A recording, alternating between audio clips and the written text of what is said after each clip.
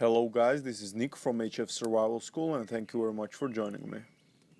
If you ever wondered how you can make your axe bushcraft ready, then this video is just right for you. This is my primary axe. It is the Hultafors Classic Felling Axe. I have had it for a bit over 2 years. It has performed flawlessly. I have built many shelters with it. I have fallen many big-sized trees with it, even outside of its category, but it worked just great. I have made a few modifications. I make modifications to all of my axes so that I make them bushcraft ready. And this is my brand new axe. It is the Hultafors Abbey Forest axe. As I was told, it is designed specially for bushcraft purposes, to build shelters, split wood and etc. It has a little notch next to the head so that you can choke up on it and do finer tasks. As you probably can tell, it has a bit more thicker profile so that it is a better splitting axe than the classic forest one, and it is kind of multi-use axe which you can use in multiple tasks, and it will be good in all of them. And by the way, for your consideration, I don't work for Hultafors. I'm not being paid by them, so this is not a biased review. I'm just talking from my personal experience.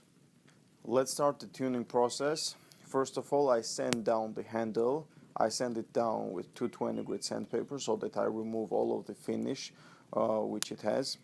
Doesn't matter how high-end axe is, even though this is the very top-notch, very high-quality axe they offer. It is even better, or at least the same level as Gransfors Brooks.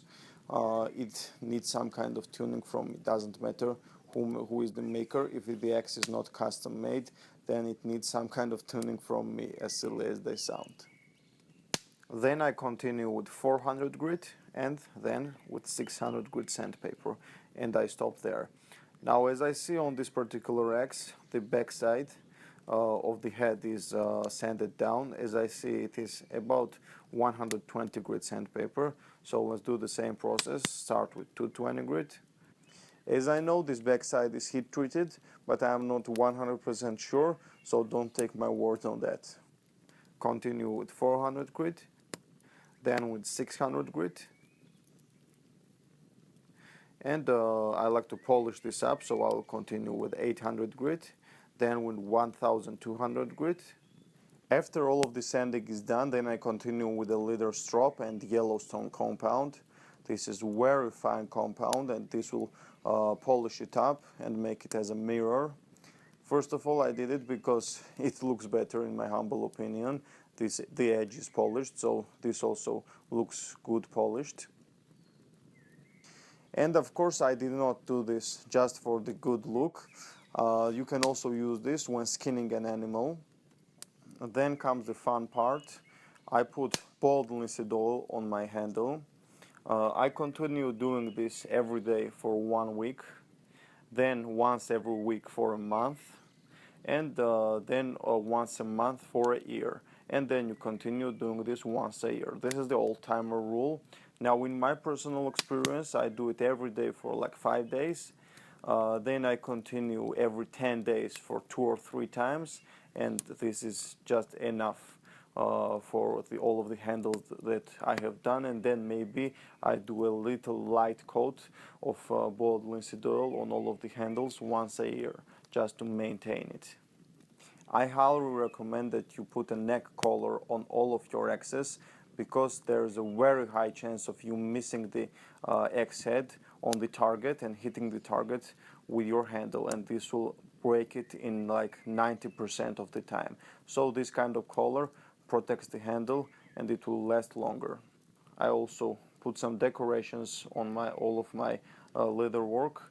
It doesn't add anything functionally, but I like it, it looks good.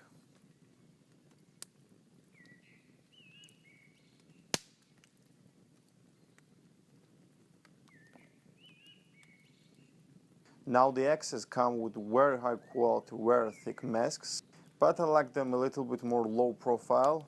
I like to decorate them, and I like to put some snaps on them. So let's make an axe mask as well.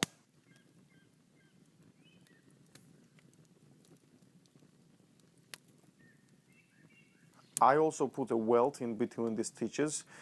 This is crucial because if you don't use a welt, the edge will probably cut the stitches and your mask will come undone. So if you put a welt, there is no chance of it cutting through.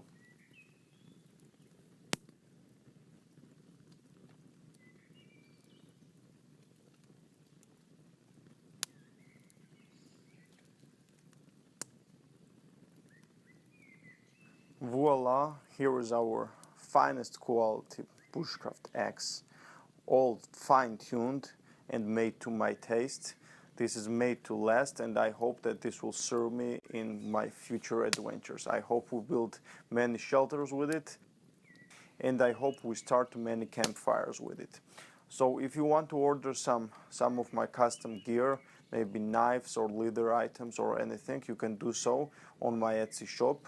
I will put the link down in the description. It is called Bushcraft Shop, or you can just either contact me directly and we can work it out. So I think that will be all for today. If you like this video, please give it a thumbs up, subscribe to my YouTube channel, and you will help me very much by sharing this video on your social media. Take care and have a nice day.